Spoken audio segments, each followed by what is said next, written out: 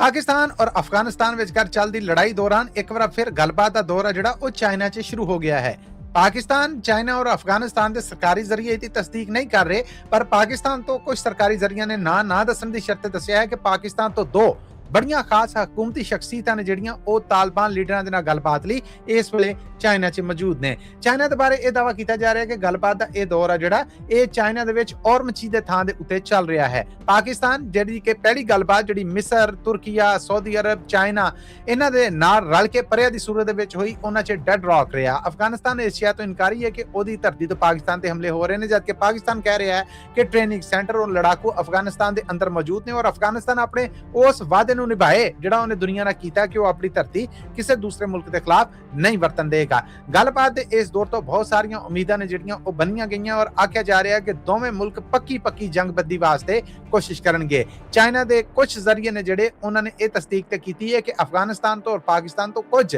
खास जिम्मेदार ने वो चाइना पहुंचे ने, पर गलबात की तस्दीक जिहड़ी वो नहीं हो सकी।